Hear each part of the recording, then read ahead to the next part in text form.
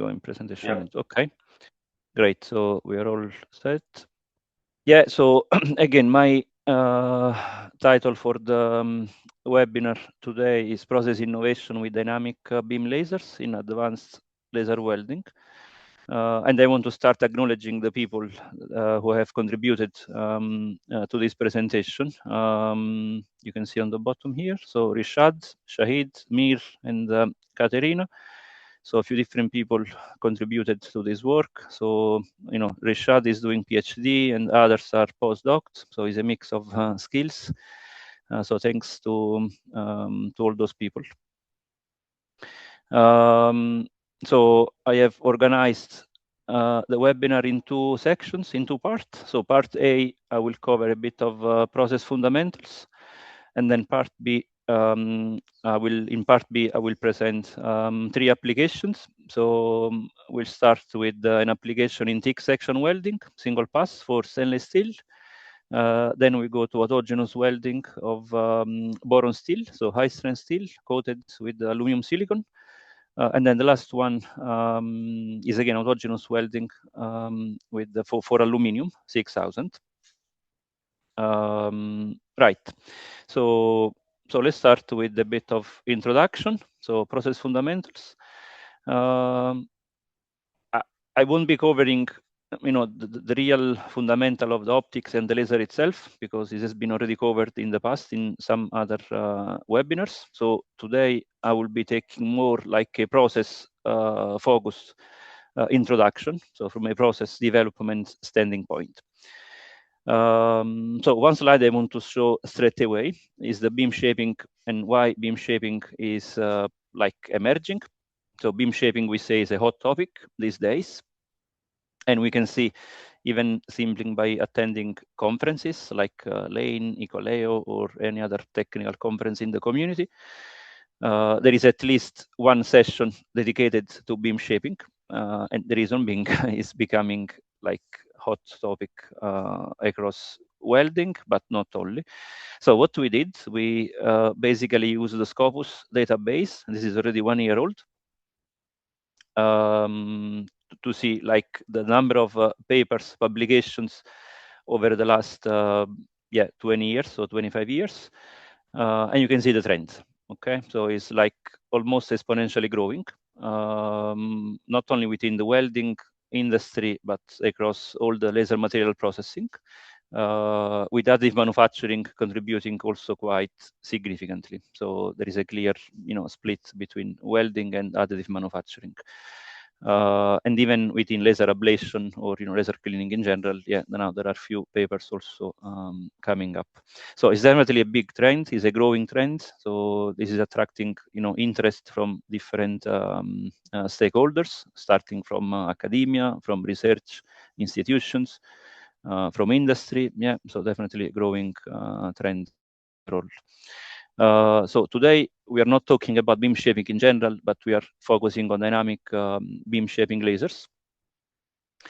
And I want to start with 2 main properties that are the main properties that I will highlight later on when I present the applications, again from a process perspective. So the first one, which is very important and very relevant, is basically saying we are dealing with a high power laser. So we are in the 10 kilowatt plus and can be much more than 10 kilowatt. So it's a high power laser, but in essence, we are dealing with a single mode beam in the end. So we have multiple single modes together. So being single mode, we have a pretty long depth of focus. So in the configuration we have in our lab, we have 1.5 meters pre-focusing lens. And with that, we have plus minus 10 millimeter depth of focus. And you can clearly see from the scan of the beam we have taken with our focus meter, with our Primes focus meter. Yeah, you can clearly see, I mean, how wide is the depth of focus in the Z direction, so along the beam axis. So in this case, so Z 0 is the bottom surface of the bottom plate of the optical head. So this is 1070 millimeter. which it looks on focus, and then you can clearly see the spread to the left and to the right. So if you put it together, yeah, there is approximate plus minus 10 millimeter. So that is extremely important, because when you work on thick section welding, so having a long depth of focus, it will enable you to keep the power density high through the thickness. It means you can reach deeper penetration with less power. And I will show you some results later on, I mean, showing the actual benefit of this property. The second property is more about the dynamics. So that is, you know, the property 2 is more dynamics related. And what we say, that with more than one single click, a static shape can never be generated, but is rather a sequence of intensity distributions associated to a given diffraction pattern. So in practice, if we have these two diffraction patterns, so diffraction pattern phi1 and then phi2, those two patterns have been generated from a given click position within the shape generation matrix. So when you combine together, so here I put the plus sign, when you combine together, yeah, we have this typical 3-spot beam intensity. The point is that in practice, you never just sum it up. In practice, there is always a dual time, so a time characteristic of the diffraction pattern. And that means in practice, you will see on the material the diffraction pattern moving in the XY like reference system of the beam shape. And then depending on the specific frequency you are selecting for the process, yeah, you will see the shape generated slower or rather than much faster. Yeah, so just to put in perspective, so if you apply this spiral shape, which again is never looking like spiral, as you can see on the screen, always look like dynamic movement. Oops, I want to go back for a second. Yeah, so it always look like a dynamic movement of the individual diffraction pattern along, you know, the sequence you have identified. So if you do that, and then you put in action on the welding machine, yeah, what you will see now, probably you will see in a few seconds. Okay, already see there, you can see the keyhole that is opening. And then the keyhole is basically following the profile of your intensity distribution. So let's wait another few seconds. Let me see. Right, okay, here it is. So this is the keyhole, and you can see the keyhole is basically following, you know, the profile of the spiral you see there. So that is an important point, because in the end, how do we define a dynamic beam shaping? So this is not anymore about defining the power, defining the welding speed, and defining the focal offset. Is more than that. And the typical main parameters we control for defining the DBS shape are those three. So you have to define the clicks, the location of the clicks, so in the XY like coordinate within the shape generation matrix. Then the click sequence, so the sequence in the way that the clicks are generated, and then the shape frequency. So the shape frequency is probably the most critical one, because shape frequency will define the dwell time. So the dwell time is the time spent by each diffraction pattern in that location. The shortest dwell time is approximate 12.5 nanoseconds, with a maximum shape frequency of 80 megahertz. So again, approximate 80 megahertz is the upper limit, is the fastest you can go. So 80 megahertz is extremely fast, and definitely faster than any like galvo scanner you have today. With the galvo scanner, you are in the range of kilohertz. Here we can, you can achieve in the megahertz. So there is enough dynamics to play with. So to put in perspective, so if you take a forward triangle like the one you see here on the bottom of the slide, using, for example, 56 clicks. So the maximum shape frequency is 1428 kilohertz. And how is that? So this basically is the inverse of the multiplication between number of clicks and the shortest dwell time, that is 12.5. So same story. If you apply for a different shape, for example, the spiral, yeah, the one on the top, you have 45 clicks. Yeah, then it's a simple math. It's 45 times 12.5, and then you ended up with approximate 1.7 megahertz. So in essence, means the more clicks you have, the lower the maximum shape frequency, and other way around. So the higher the shape frequency, the lower the dwell time, and again, opposite story. If you reduce the frequency, you have higher dwell time. So with that, we did the pretty simple graph. So we have on the horizontal axis the shape frequency in kilohertz, is a logarithmic scale. And then on the vertical axis, we have the dwell time, nanosecond, again in logarithmic scale.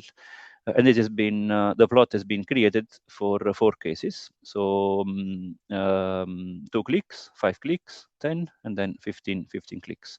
So this just gives you the idea of where you are with actual dwell time. So if you work with like 10 clicks, so you are there.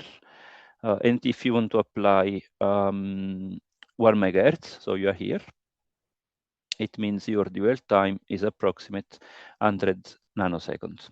Okay. If you go with much less number of clicks, so you are in like only two clicks, which is one of almost like the fundamental shape, only 2 clicks.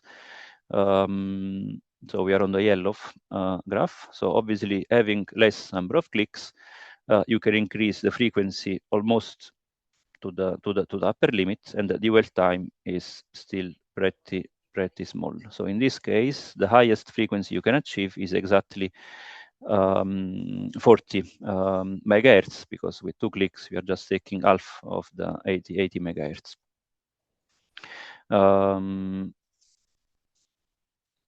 Right.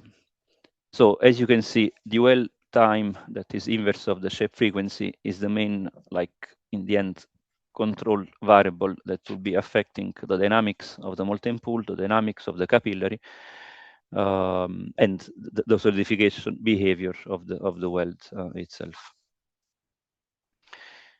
Yeah. So now let's move on with some applications. So let's keep in mind those 2 properties. So property 1 was about the long depth of focus, and property 2 was about the fact that the shape is never static, but is always an overlay over time of the individual diffraction pattern associated to the individual clicks. So let's start with applications now. So the system we have been using now since several months is the one you see in the slide. So we have the 14 kilowatt Civan DBS is integrated with the Smart Move scanner. Plus, we have a 3-axis table integrated, within the system. Yeah, there is a pretty standard coaxial camera with illumination, and we also have a photodiode sensor from Precisec for monitoring reflections, back reflections, and plume generation during the process. The machine now is fully integrated, so we have the master PC or PLC controlling the scanner and controlling the laser. So from the master PLC, we define the welding path, and then everything is centralized on one user interface. So it's pretty, I would say, automated by now. Now, application 1. So application 1 is an application within the heavy industry and specifically within the nuclear fusion sector. So within this application, the main target we have is to achieve the same welding depth with less laser power. Okay, so we want to see if we can achieve the same penetration with less power.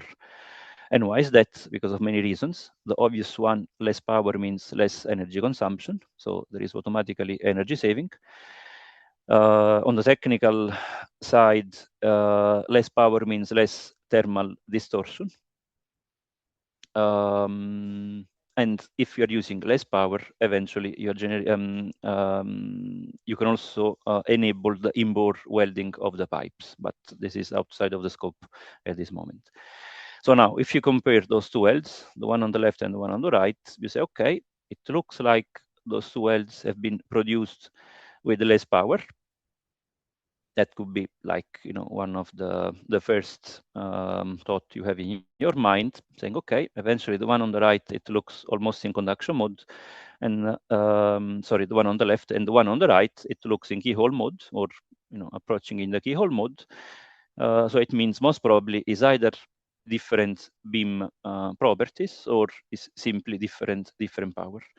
So the answer to that is nothing to do with the power, is nothing to do with the beam profile, is more to do with the plume management. So now plume management is something that in many of the cases is underestimated. So the importance of plume management on weld efficiency and weld quality is underestimated. So we have done some study to quantify the impact of the plume management, and you can see some of the results. So we have equipped the system with high-speed camera and also with a photodiode. So we've been synchronizing the camera and the photodiode on the same trigger of the laser. So we've been triggering the signals at the same time. And then we have been studying the impact of the air blade, so the unit 3 here. So impact of air blade on the weld efficiency and the incoupling of the laser to the material.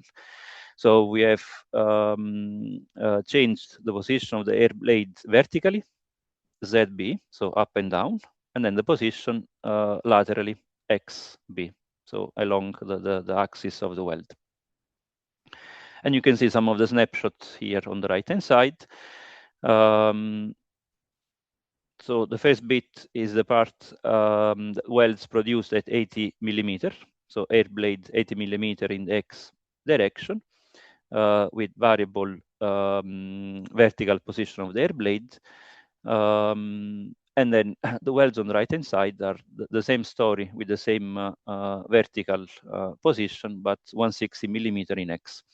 So what you can clearly see, that changing the X position doesn't have significant effect on the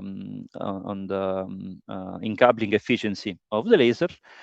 But the predominant factor is the actual ZB parameter, so the vertical position of the air blade. So if you are close enough, so only 10 millimeter offset distance of the air blade from the sample, yeah, there is, almost full penetration, is like 80% of the penetration of the material thickness.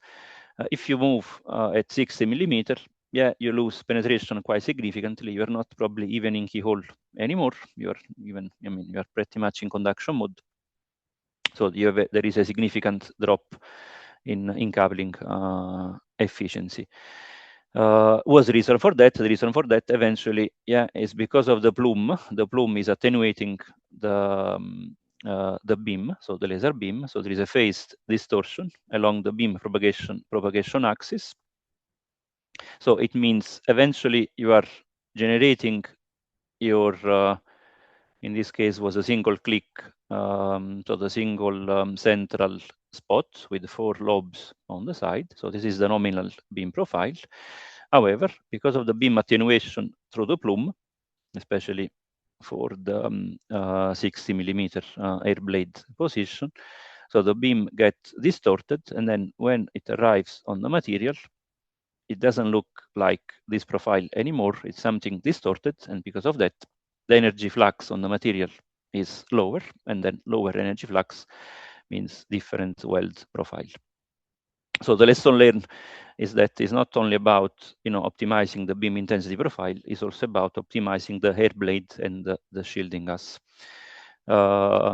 So technically speaking, the lower the air blade, the better, because you're really blowing all the plume or most of the plume away. But if you are too close to the material and you're welding, for example, stainless steel, which is extremely sensitive to oxidation, you can't be too close to the material. Otherwise, we have very high incoupling.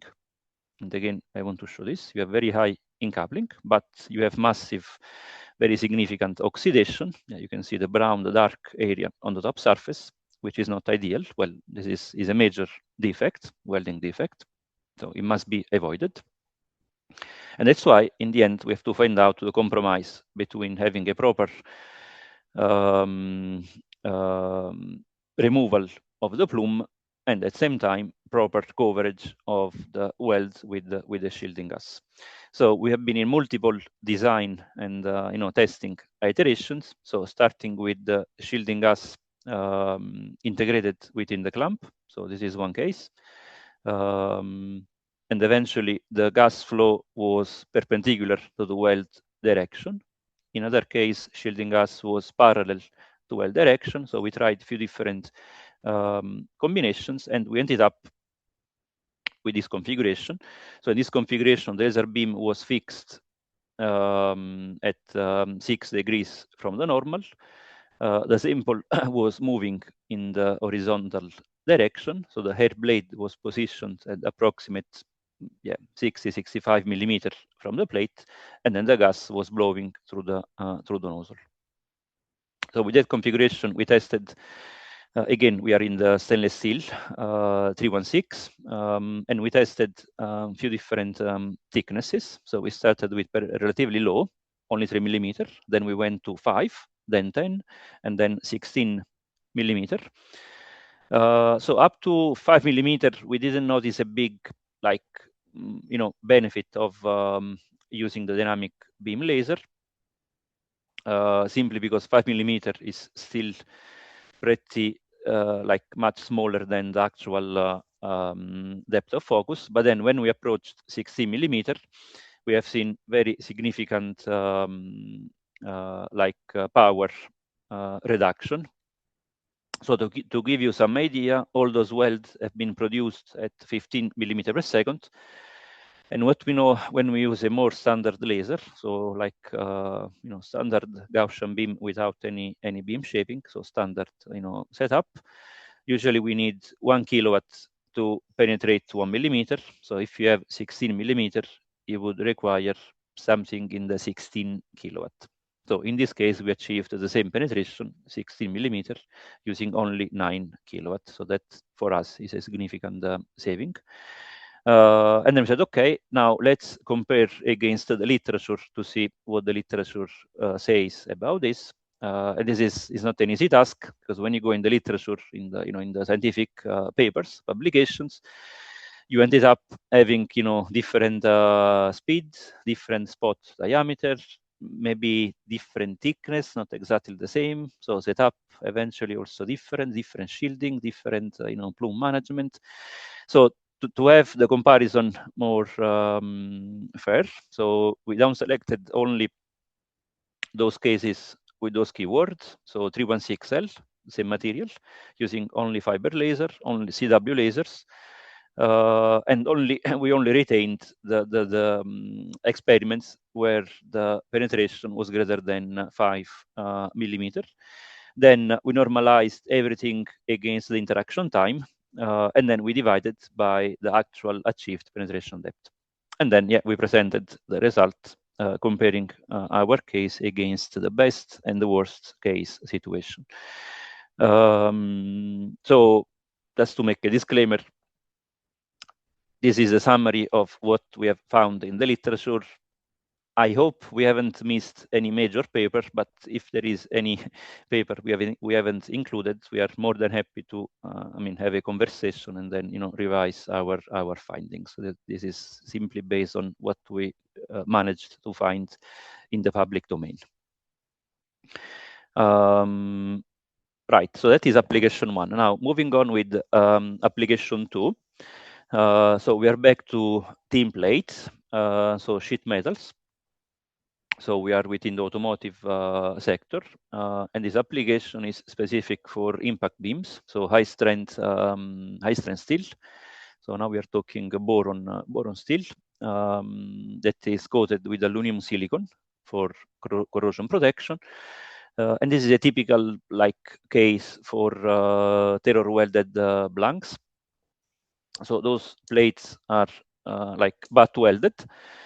Problem is that since you have the aluminum coating on it, when you start welding, the aluminum goes within iron substrate, and then you have intermetallics that are typically brittle, especially if the content of aluminum is more than 10%.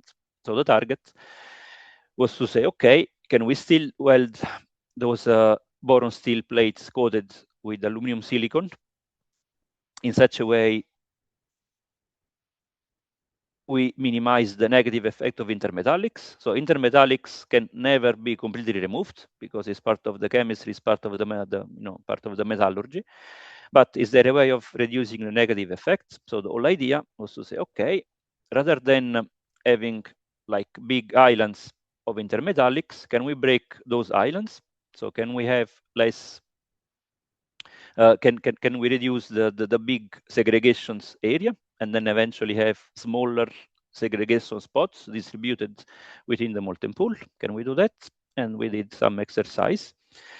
So we tested different beam intensity profile, and in particular, we compared the single click against the spiral, against this what we call forward triangle. But welds, laser power was adjusted to reach the full penetration. And here, full penetration means the actual material thickness. So we are in the 1 millimeter thickness. And the speed was constant for all the experiment, 100 millimeter per second. So we started testing with different frequencies. So starting from 1 kilohertz all the way up to the maximum frequency, so 1428 kilohertz for the triangle. And then for the spiral, we went straight to the maximum frequency, that is 1000, approximate 1.7 megahertz. Now, already from the macros, you can see the difference in scattering of the intermetallics of the alpha ferrite phases. Yeah, you can see that when you are in the low medium frequency 1 kilohertz, there are significant islands and they're quite large. But then by keeping increasing the frequency, yeah, the islands are reduced more and more. Yeah, there are still islands remaining, but in percentage and size-wise, they're much reduced. So it is a good sign. So it means because of the effect of the frequency and the effect of the moving diffraction pattern in X and Y with the given dwell time, that means in practice, the intermetallics are breaking and fragmenting and redistributing within the melt. So we tested also the mechanical properties. So we did lap shear test for those frequencies, and you can see the trend. So the data point on the very left is the baseline. So is the material, is the strength of the base material. So is in 1.5 gigapascal.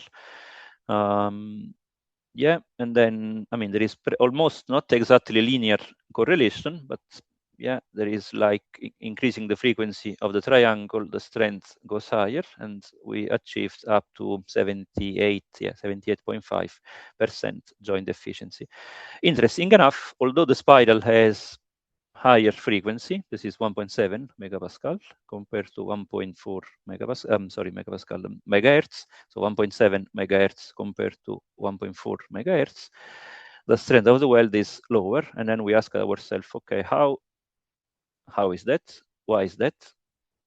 Is it true that higher frequency means higher strength because we keep fragmenting intermetallics, or something else is happening if we keep increasing the frequency?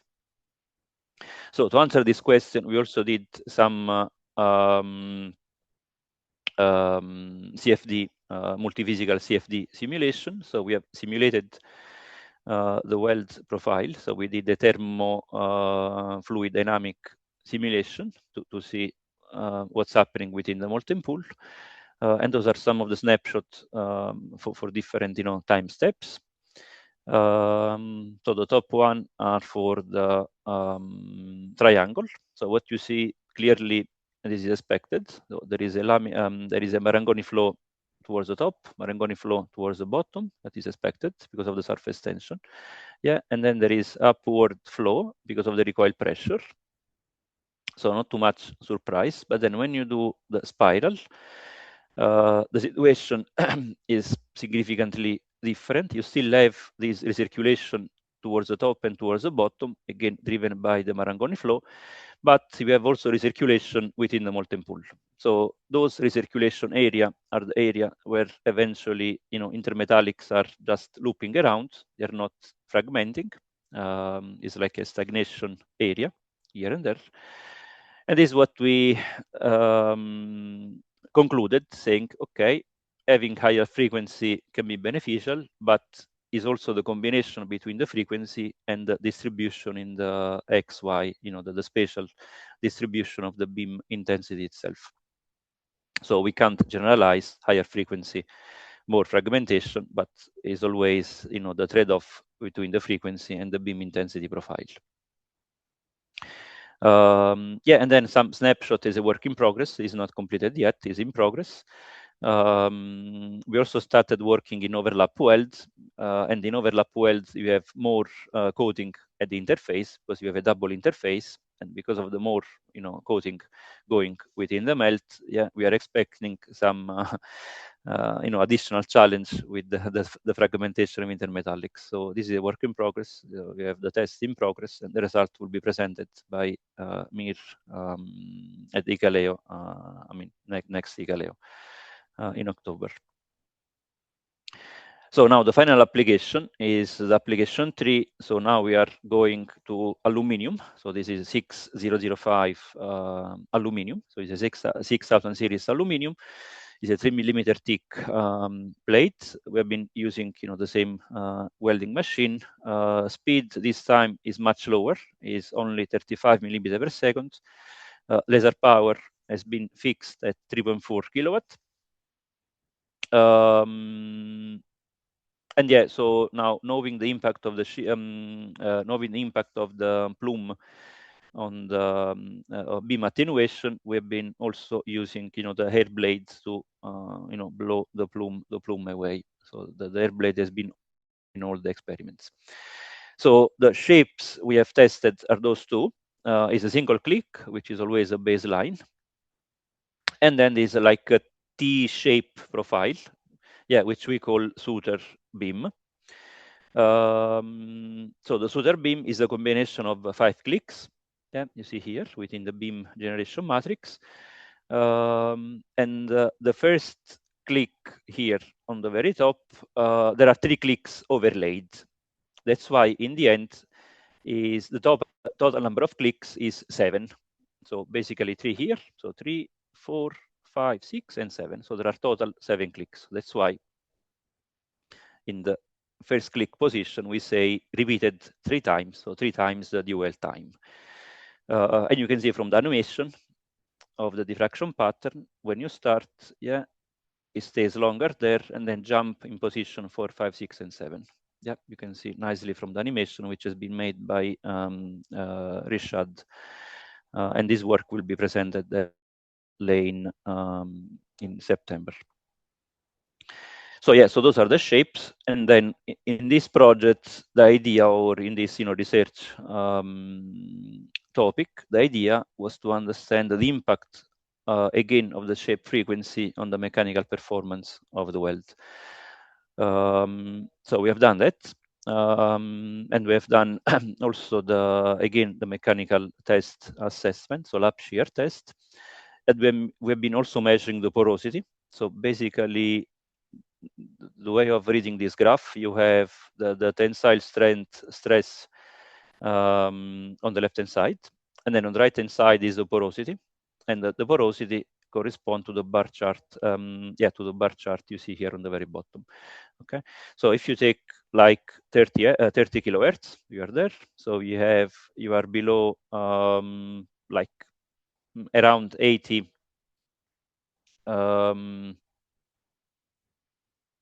So if you are at 30 kilohertz, you see here, you see the porosity. So you are below 0.005 millimeter cube volume in porosity. And the strength, you are something around 145 megapascal. Okay, now the same story applies for all the other shape frequencies. So we went all the way from the lowest one up to the highest one for the shape. The calculation is straightforward now. Why 11,400 because it's 1 divided by 7 multiplied by 12.5 nanoseconds dwell time. So that gives you the highest frequency possible. Now, the interesting element is that there are clearly three areas we call three regime first, second, third, and fourth. So what happens basically when you start with the low frequency, the time characteristic of the process, which we call tau r, so is a time response of the capillary and the melt flow, is much lower than the time characteristics of the beam, which we call tau c. So tau c is a time for generating one cycle of the beam. That is literally the inverse of the shape frequency. Then when you approach the case where the time characteristics of the process is close enough to the inverse of the shape frequency, yeah, we see a clear drop in the strength, a significant increase in the porosity. Then after that, when you start recovering, so it means the time characteristics becomes lower, and then if it goes even lower, the material becomes almost, the material doesn't see pretty much the dynamics of the beam shape anymore. So at the high frequency, so within regime 4, you are like quasi-static, okay, to the in terms of material response. So the critical element is really within this window.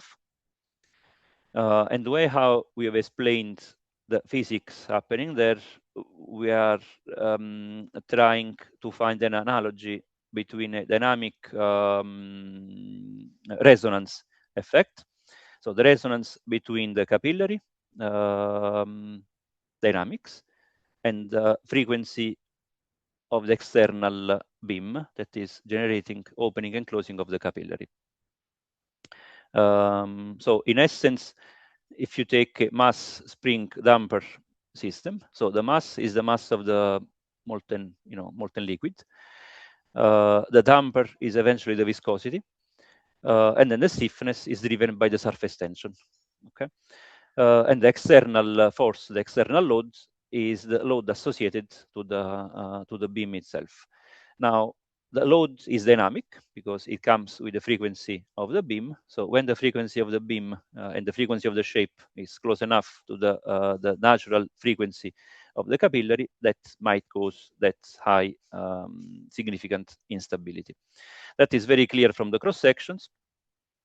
Although it's exactly the same power, yeah, you can see the trend in the cross section. So you start with pretty flat weld, not significant over penetration. Yeah, there is some scatter porosity. I mean, it's a very, very marginal porosity there. But then by keeping increasing the frequency, like 90 kilohertz, you have massive overshoot, undercut. And this keeps going until around 120, 180 kilohertz. And after that, when you reach the highest frequency, yeah, you are here, the highest frequency possible, like 900 kilohertz and above, yeah, the weld again becomes stable.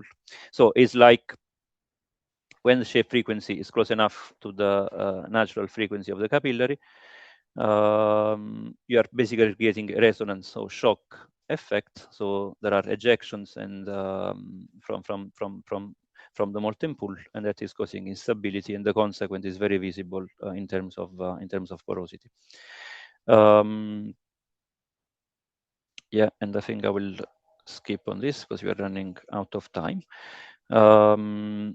Yeah, so we have been also monitoring the process with the high-speed camera to actually see the time characteristics and how the time characteristics of the collapsing event is linked to the actual movement of the diffraction pattern along the beam shape sequencing.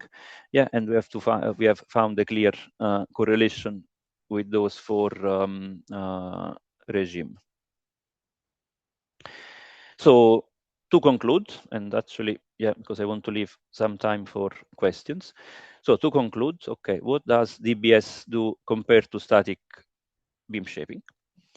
So all in all, beam shaping in general, influence the spatial distribution of heat flux, and the direct consequence is the effect on thermal gradient and solidification rate. So that will change the molten pool shape, and that will change the way how the material is solidifying. It means the microstructure and the grain structure. But on top of that, using the actual dynamics, so the DBS frequency, can also add perturbation to solidification front and eventually promote dendrite and IMC fragmentation. And this is what we have seen with the coated boron steel. And the second effect, since it's a dynamic system, if the DBS frequency is approaching close enough to the intrinsic, so the natural capillary inertial response time, this might induce resonant amplification of the capillary with amplified collapse of the capillary. And what I have to say, that in some cases, like for the aluminum 6000, this is not what we like, because if we have these effects, eventually you have more instability, we have collapse of the keyhole, and this is causing porosity and other defects.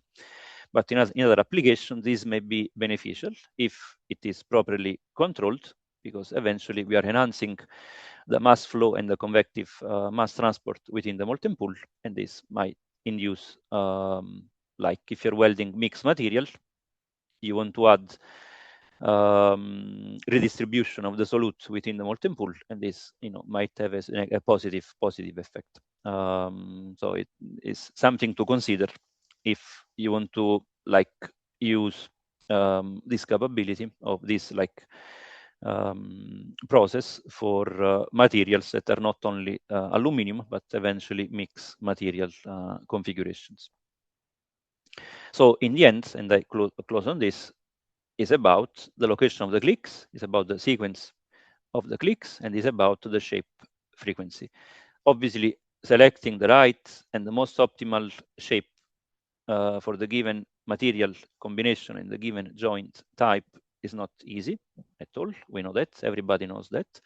And this is exactly where now our research programs are trying to contribute, and those are the two research projects I have to acknowledge. So Laser for Mass and Laser for Net Zero, that are giving us resources, people to conduct the research and push the boundary of the DBS technology. So I want to acknowledge again the people who have contributed to this work until now. So Rishad, Shahid, Mir, and Katerina. So thanks to them, because most of the work has been developed by them. So thanks. And if you have questions, I'm more than happy to take any questions from the people attending online. Thank you. So thank you, Pasquale, for the fascinating presentation. I'd like to remind people that they can write questions in the Q&A box in the bottom of their screen. And in the meantime, I can get started with a few questions. So I will merge here two questions I had about the beam shaping. So one, if you have any insights on the influence of the order of the beam shapes on the process. And the second is the influence of the orientation of the beam shape on the process. Yeah. Okay. So let's start from the orientation of the beam shape. Yes. So orientation, yes, that is a major element. So if I take the same, let me go, to this one. So if you weld like with a triangle, so if you weld going from left to right, so in this direction, you have the peak intensity in front. Rather than if you weld from bottom to top, obviously the peak intensity is rotated 90 degrees, and most probably you don't get the same penetration. So beam orientation, is another element to consider.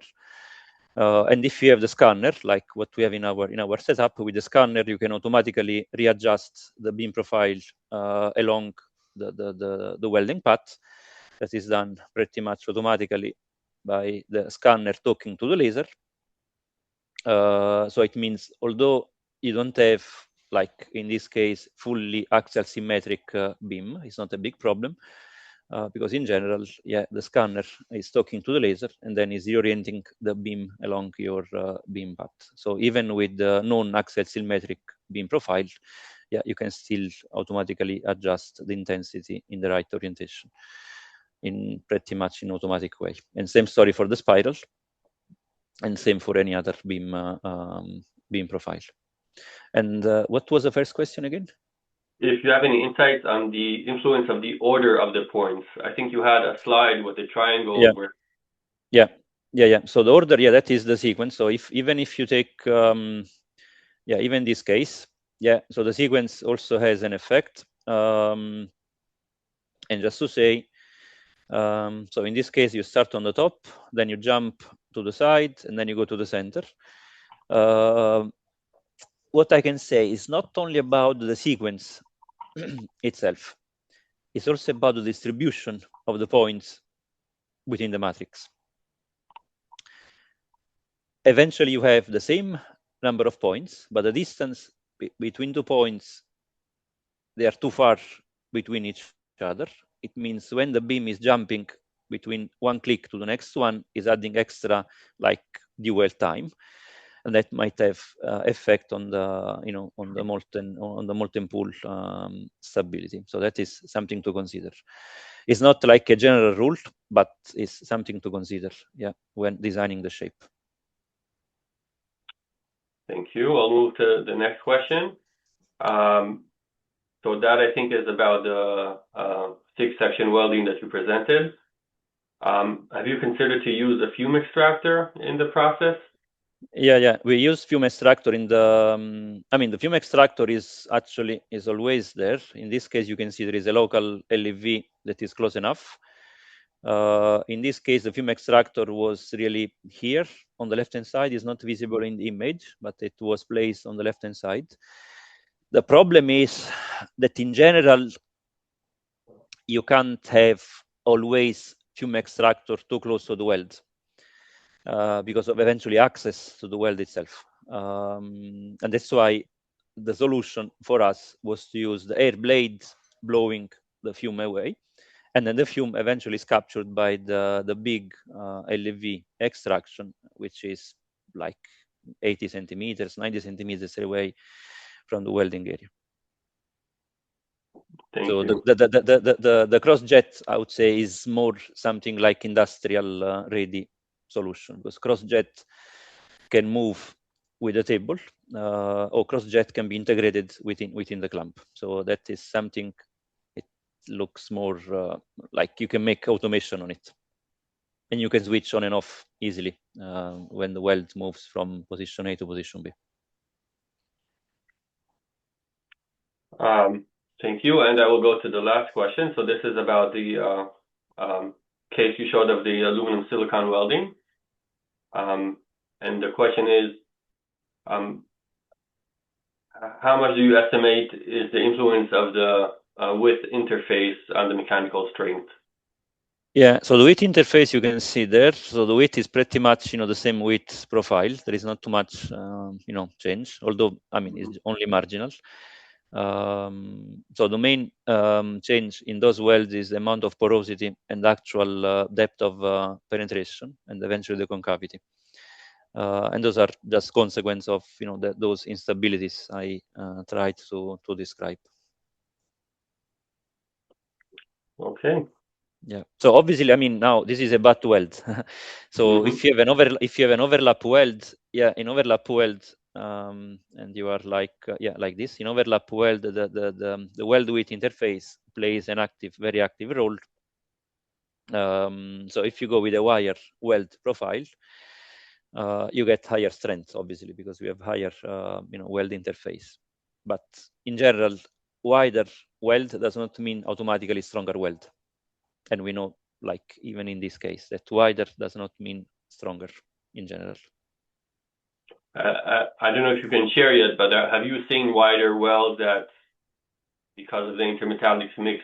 Yeah. In this case, yes. In this case, because the mixing of intermetallics is probably a predominant factor against the weld profile. Okay, that's very interesting to see how controlling the intermetallic mix has a bigger influence. One more question that came in. During lap weld, the plate can distort, so how do you solve it? Yeah. Okay, so that is more on the, yeah, you can see there is a small gap there because of probably the wrong alignment of the two plates in the first place.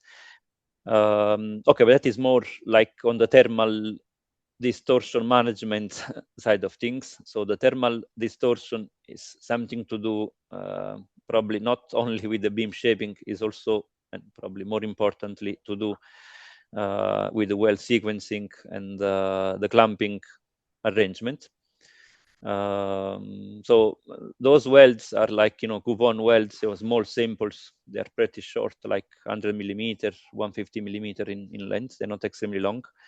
So the heat accumulation is not too high. So thermal distortion is not very much significant. But if you want to scale it up to a bigger component, yeah, we have to start thinking about some active cooling or passive cooling, then welding sequence, clamping sequence. Yeah, those are typical steps you take to reduce thermal damage or thermal distortion.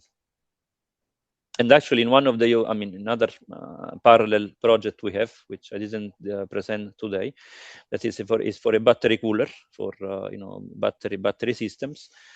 And that is quite big. That is like it can be easily up to even 2 meters by 1.5, 1.6 meters. Is a battery cooler, so you have to weld around all the cooling channels. So cumulative, you have more than 40 meters of welding length. And the result post weld of the of the battery cooler, it should stay as flat as possible. So in the end, you use different approaches. So use some specific beam shape to increase the welding speed. You want to weld fast, like 400, 500, 600, even 800 millimeter per second. If you go too fast, too high with the speed, then you start having a humping in the weld. And then this is where the beam shaping comes into the picture. So you want to find the optimal beam shapes that reduce the humping effect. But at the same time, you want to use the proper clamping and the proper tooling to keep the part as flat as possible and minimize any induced thermal damage or thermal distortion. So if I summarize, if you want beam shaping to work, make sure you have a well-done setup to support it. What I want to say in summary, yes, laser is important, beam shaping is super important, but in the end, it's not only about laser and beam shaping and optics, it's about the system overall, yeah. So plume management, tooling, precision, alignment, yeah, everything counts in the end. So it's like I have a perfect tooling, but I don't have the good laser process, it doesn't work. And the same story, if I have the perfect laser process, but I don't have the proper tooling. So you need the perfect, match between the tooling, the optics, the laser, and the overall system configuration. Like a conductor in a concert, you have to make them all come in place together. Yeah. So with that, we will conclude our webinar. So thank you, Professor Pasquale Franciosa, for presenting this webinar, and for all the attendants who made it until now. The recording will be sent later today to all the people who registered. And looking forward to talk to you again next year and hear what you have completed in the next coming 12 months. So thank you all. Thank you. Thank you all. Thank you.